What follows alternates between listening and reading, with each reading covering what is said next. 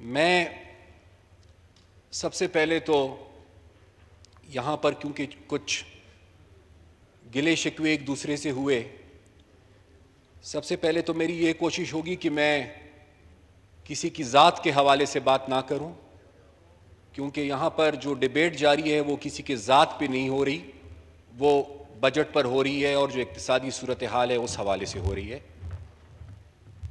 सियासी बात ज़रूर करूँगा और सिर्फ तनकीद भी नहीं करूँगा, बल्कि तनकीद के साथ साथ मेरी ये कोशिश होगी कि मैं हुकूमत को कुछ तजावीज़ भी दे सकूँ।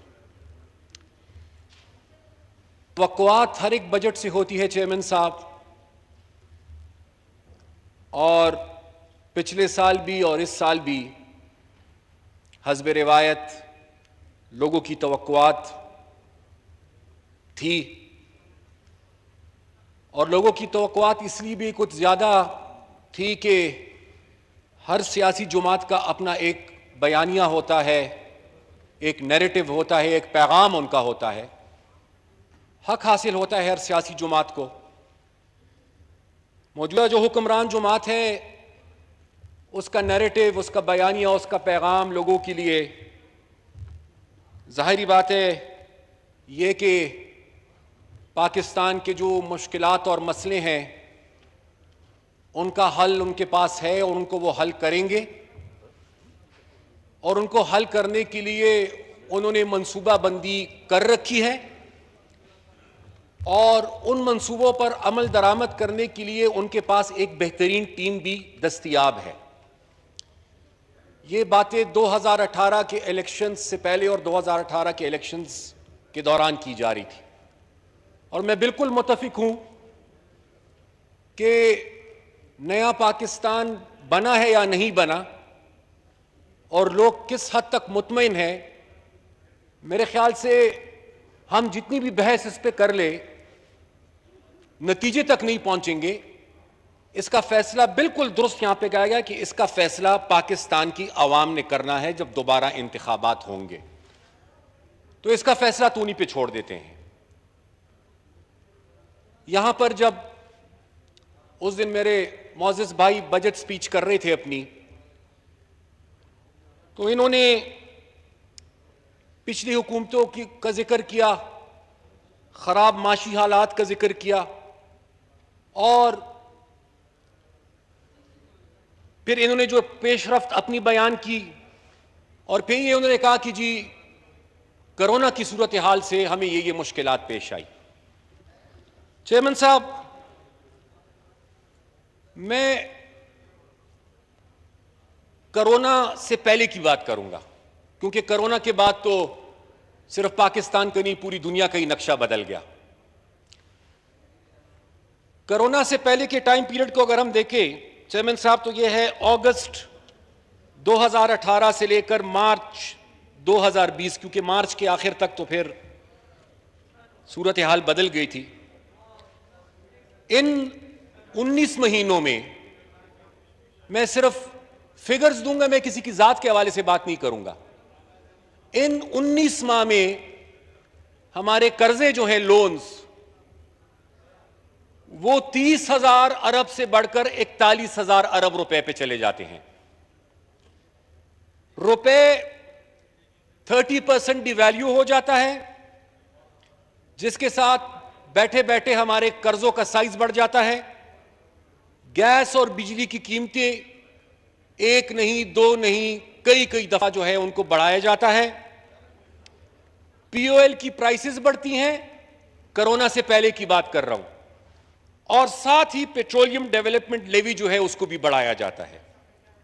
इसी तरीके से चेयरमैन साहब, इन्फ्लेशन पहले 6 पे पहुंचती है, 6 से 9 पे पहुंचती है, और 9 से फिर 13 पे पहुंचती है मार्च से पहले।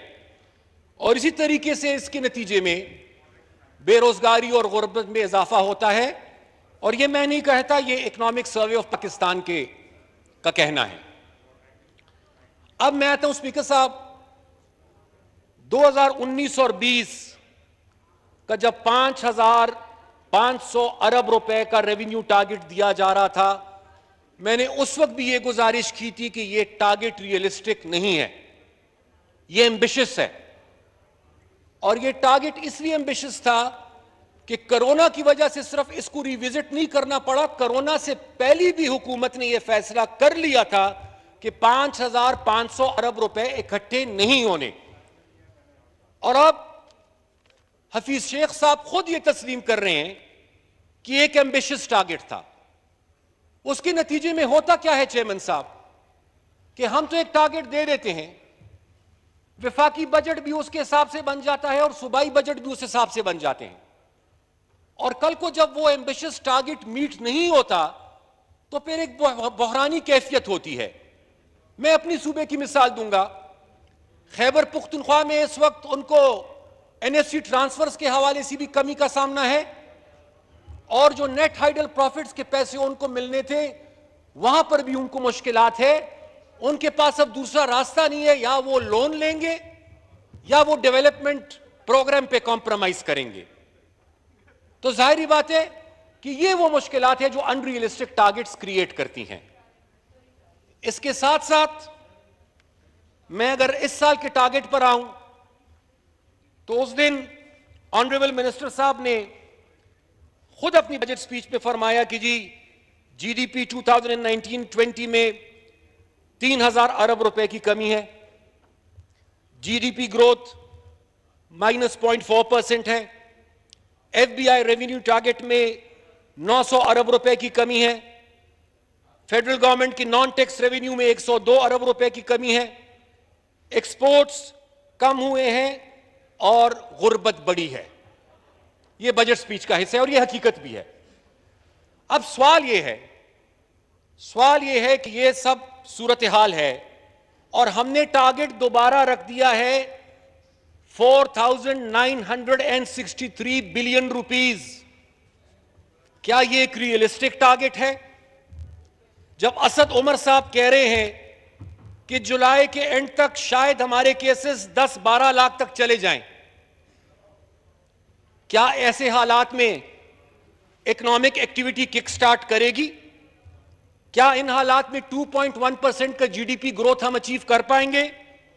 क्या इन हालात में इन्फ्लेशन 9.1% से कम होकर 6.5% पर आ सकेगी?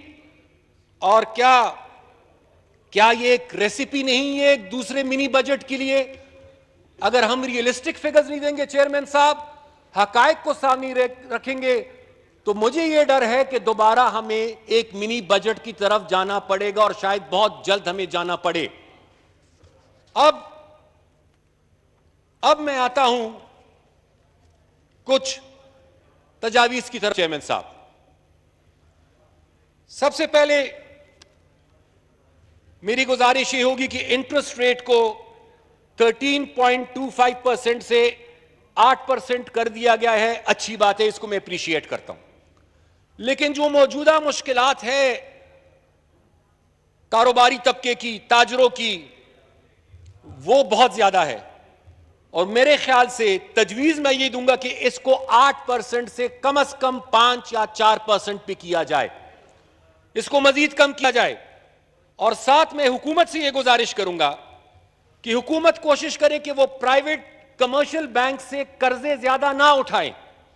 हुकूमत जितना कमर्शियल बैंक से ज्यादा कर्जा उठाएगी उतना ही प्राइवेट सेक्टर के लिए गुंजाइश कम रह जाएगी कि वो कमर्शियल बैंक से कर्जा ले सके।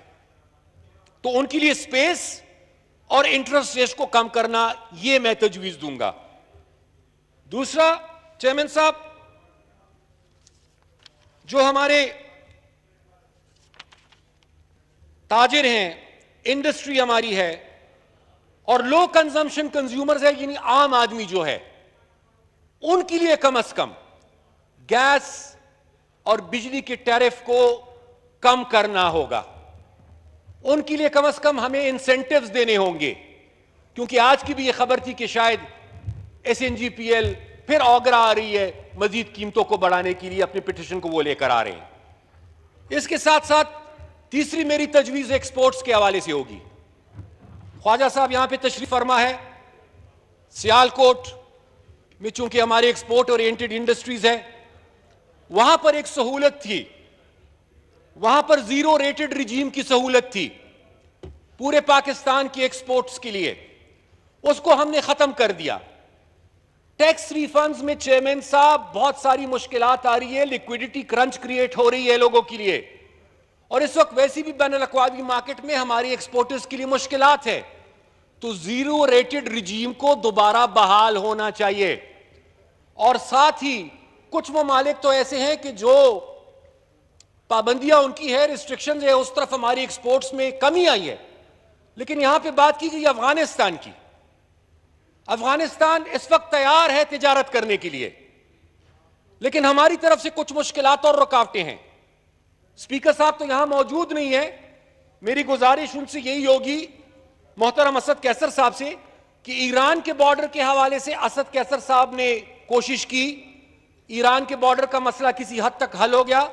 मेरी गुजारिश ही होगी कि वही कमेटी अफगानिस्तान के हवाले से भी इसको ले और अफगानिस्तान के साथ हमारी जितनी भी तिजारत है उस हवाले से उन मुश्किलात को खत्म किया जाए। अमीर हैदर खान साहब, आपका ये जो तजावीज़ है मुतल्लिका कमेटी को भेज देते हैं, वो उसको देख लेगी। थैंक यू जी, थैंक यू। इसके साथ जी मैं बात करूंगा पेट्रोलियम डेवलपमेंट लेवी की। पेट्रोलियम डेवलपमेंट लेवी के इस साल के बजट एस्टिमेट्स हैं 450 अरब रुपए आने वाले साल के। 19 और 20 में ये एस्टिमेट्स थे 260 अरब रुपए, रिवाइज थे ये। अब सवाल ये उठता है कि 450 अरब जो आपने रखे हैं, इसका मतलब यह है कि आप पेट्रोलियम डेवलपमेंट लेवी को मैक्सिमम पर रखेंगे, पूरा साल मैक्सिमम पे रखेंगे, मैक्सिमम लिमिट पर। अब इंटरनेशनल मार्केट में अगर कीमतें तेल की आहिस्ता आहिस्ता बढ़ेंगी तो जाहिर बात है कि ये लेवी अगर हायर साइड पे रहेगी तो तेल की कीमत ग्रेजुअली बहुत ज्यादा बढ़ जाएगी। तो इसलिए इंटरनेशनल मार्केट पे तो हमारा कोई कंट्रोल नहीं है, लेकिन कम से कम पेट्रोलियम डेवलपमेंट लेवी को कम होना चाहिए ताकि लोगों तक आइंदा जो माली साल है उसमें भी उनको पेट्रोल कम प्राइस पे दस्तयाब हो। इसी तरीके से इसी के साथ मेरी तजवीज होगी कि सीएनजी सेक्टर को महंगा टैरिफ दिया जा रहा है इंडस्ट्रियल, उनको इंडस्ट्रियल की जगह कमर्शियल टैरिफ दिया जाए ताकि वो रिलीफ भी आम आदमी को पहुंचे। इसलिए कि अमीर आदमी की गाड़ी में सीएनजी इस्तेमाल नहीं होती चेयरमैन साहब, वो middle class, lower middle class, उनकी सवारियों में वो इस्तेमाल होती है। छठी सिफारिश मेरी एहसास प्रोग्राम। एक तरफ आप ये तस्लीम कर रहे हैं कि गुर्बत बहुत ज्यादा बढ़ गई है बिलखुसूस कोरोना की वजह से, दूसरी तरफ एहसास प्रोग्राम के लिए 208 अरब रुपए, इसमें 21 अरब का इजाफा किया गया है। मेरी सिफारिश होगी कि कम से कम गुर्बत को देखते हुए, मौजूदा गुर्बत को और गरीबों की मुश्किलात को देखते हुए एहसास प्रोग्राम के एलोकेशन को डबल होना चाहिए ताकि ज्यादा से ज्यादा लोगों को फायदा पहुंच सके। हायर एजुकेशन यूनिवर्सिटीज चेयरमैन साहब, वो मांग रहे थे 100 अरब से ज्यादा नॉन डेवलपमेंट एक्सपेंडिचर, उनके लिए रखा गया है 64 बिलियन। यूनिवर्सिटीज में इस वक्त फीस का प्रॉब्लम है, एग्जाम्स नहीं है, वो आमदनी उनकी नहीं है। अगर हम उनको कम पैसे देंगे तो यूनिवर्सिटीज के लिए मामलात को चलाना मुश्किल नहीं, नामुमकिन हो जाएगा। इसलिए मेरी यह सिफारिश है कि हायर एजुकेशन की डेवलपमेंट साइड पर भी और नॉन डेवलपमेंट साइड पर भी, दोनों पर उनके जो एलोकेशंस है उनको बढ़ाया जाए। इसके साथ साथ एग्रीकल्चर सेक्टर, बहुत तफसीली बात नवीद कमर साहब ने की, मैं उन तफसीलात में नहीं जाना चाहता। एग्रीकल्चर सेक्टर जो है वहां पर इस वक्त की जो सूरत हाल है, हमने जो पैसे रखे, और ये मैं नहीं कहता कि मरकज सिर्फ करे, मरकज और सूबे मिलकर करे।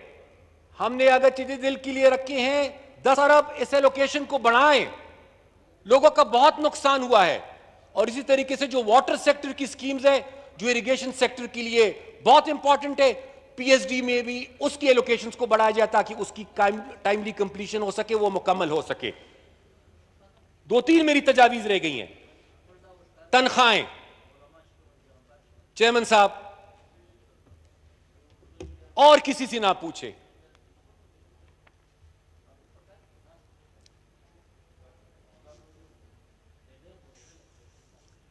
स्पीकर साहब मैं कुछ तजावीज रख रहा था हाउस के सामने, और उसमें से एक तजवीज यह है कि तनख्वाहें, हम ये तस्लीम कर रहे हैं एक तरफ कि महंगाई बढ़ी है, हम ये तस्लीम कर रहे हैं कि पहले भी माशी बहरान था और अब कोरोना की वजह से मुश्किलात और भी बढ़ गई हैं, लेकिन सरकारी एहलकार जो मुश्किल से अपना गुजारा कर रहे हैं, हमने किसी के कहने पर उनकी तनख्वाहें ना बढ़ाने का फैसला किया, और जिनके कहने पे हमने किया है वो आपको भी पता है, मुझे भी पता है, इस हाउस को भी पता है। तो मेरी गुजारिश ये होगी कि ये पाकिस्तानी शहरी हैं, ये पाकिस्तान में पाकिस्तान की खिदमत कर रहे हैं, ये IMF के पे लिस्ट पे नहीं है, ये पाकिस्तान की पे लिस्ट पे। अगर सिंध गुंजाइश पैदा कर सकती है तो मरकजी हुकूमत क्यों गुंजाइश पैदा नहीं कर सकती? कम से कम 10% इंक्रीज गवर्नमेंट एम्प्लॉइज को मिलनी चाहिए, कम से कम 10%। और इसके साथ मैं हेल्थ की बात करूंगा। हेल्थ में फेडरल गवर्नमेंट हॉस्पिटल्स के लिए जो पैसे रखे गए हैं और जो बेटर हेल्थ सर्विसेज के लिए वबाई अमराज के हवाले से पैसे रखे गए हैं, मैं ये समझता हूं कि वो एलोकेशंस भी नाकाफी हैं। एक तरफ हम ये तस्लीम कर रहे हैं कि हमारा हेल्थ सिस्टम कमजोर है, दूसरी तरफ अगर हम एलोकेशंस को देखें तो एलोकेशंस इतनी ज्यादा नहीं है। ये भी सूबों और मरकज ने मिलकर करना है। और MDGs, उस दिन मिनिस्टर साहब ने अपने बजट स्पीच में MDGs का जिक्र किया, मिलेनियम डेवलपमेंट गोल्स। सर मैं ये पूछना चाहूंगा कि ये पैसे किस मकसद के लिए कहां खर्च हो रहे हैं, प्लीज हमें बता दिया जाए। अगर हलकों में काम करने हैं और कौमी असेंबली के मुंतखब मेंबरान के हलकों में काम करने हैं, मैं उसके खिलाफ नहीं हूं, सब वोट लेकर आए, लेकिन मुझे सिर्फ इतना बता दें कि क्या सिर्फ उस तरफ की बेंचेस जो हैं, क्या सिर्फ वो बेंचेस जो हैं वो पाकिस्तान की आवाम की नुमाइंदगी कर रहे हैं, या ख्वाजा आसिफ साहब से लेकर यहां तक ये लोग भी पाकिस्तान की आवाम की नुमाइंदगी कर रहे हैं? अगर उनके हलकों में उन लोगों के काम हो रहे हैं या होंगे, आया ऑपोजिशन के हलकों का यह हक नहीं बनता? आया जिन लोगों ने ऑपोजिशन को वोट दिया उनको हम इस बात की सजा दें? इसलिए मैं गुजारिश करूंगा कि अगर करना है तो अक्रॉस द बोर्ड करें, और अगर नहीं कर सकते तो फिर मेरी गुजारिश है कि ये जितनी भी फंड्स हैं प्लीज मिलकर ये फैसला करें। आए 1 साल 2 साल सब गुजारा करते हैं, अपने हलकों के काम को छोड़ते हैं, ये सारा पैसा उठाए और एजुकेशन सेक्टर में और हेल्थ सेक्टर में इसको इन्वेस्ट करे ताकि वहां पर बेहतरी आ सके। और आखिरी बात मैं करना चाहूंगा स्पीकर साहब NFC के हवाले से, चूंकि ये रिलेटेड है। वजीर आजम साहब का भी एक बयान मैंने देखा, उन्होंने 18th अमेंडमेंट और NFC अवार्ड के हवाले से अपना ओपिनियन दिया है, जो उनका अपना ओपिनियन है। मैं सिर्फ इतनी गुजारिश करूंगा कि पाकिस्तान और पाकिस्तान के फेडरेटिंग यूनिट्स, विफाक की जितनी अहमियत है उतनी ही और शायद उससे ज्यादा अहमियत स्पीकर साहब सूबों की भी है।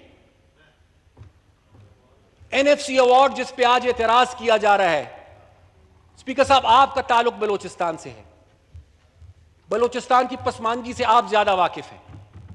इसी NFC के अवार्ड के नतीजे में जिस पे आज तनकीद की जा रही है, इसी NFC अवार्ड ने बलोचिस्तान के ट्रांसफर्स को प्रोटेक्ट किया है। पैसे जितनी भी कलेक्ट होते हैं, लेकिन बलोचिस्तान के लिए प्रोटेक्शन है, बलोचिस्तान को अपना पूरा हिस्सा मिलेगा, ये इसी NFC की वजह से है। अब ये सोचना कि जी सूबों से पैसे लेंगे हम तो पाकिस्तान मजबूत होगा, मेरे ख्याल से ये नहीं होगा स्पीकर साहब। सूबों को आप मजबूत करेंगे तो पाकिस्तान मजबूत होगा, विफाक मजबूत होगा। अगर सूबों को खुदा ना खास्ता हम कमजोर करेंगे तो विफाक भी खुदा ना खास्ता कमजोर होगा, और अल्लाह ना करे मुल्क भी कमजोर होगा। इसलिए मेरी यह गुजारिश होगी कि 18वीं तरमीम जैसे मसलों को तो छेड़ा ही ना जाए। और क्यों छेड़ते हैं? कॉन्स्टिट्यूशनल अमेंडमेंट करेंगे आप कैसे? आया उसके नंबर्स पूरे हैं, हो सकती है वो अमेंडमेंट। जो चीज नहीं हो सकती उसको क्या छेड़ना? क्यों एक कंट्रोवर्सी क्रिएट करने की कोशिश की जा रही है? और साथ में ये गुजारिश करूंगा कि एनएफसी के लिए सूबों को बिठाकर और मिलाकर एक मुनासिब माहौल क्रिएट किया जाए। जो इत्तेमाद का फुकदान स्पीकर साहब उसको खत्म किया जाए, ताकि मरकज और सूबे बैठे और जो भी वसाइल है कम या ज्यादा उसका फैसला करें, क्योंकि ये ऑलरेडी बहुत ज्यादा डिले हो चुका है एनएफसी का मसला। मैं आपका शुक्रिया अदा करना चाहूंगा स्पीकर साहब, आपसे पहले चेयरमैन साहब का कि उन्होंने मुझे मौका दिया और आपने मुझे मौका दिया। यही मेरी चंद गुजारिशात और तजावीज़ थी जो मैं इस बजट के हवाले हाउस के सामने रखना चाहता था। शुक्रिया। बहुत शुक्रिया जी।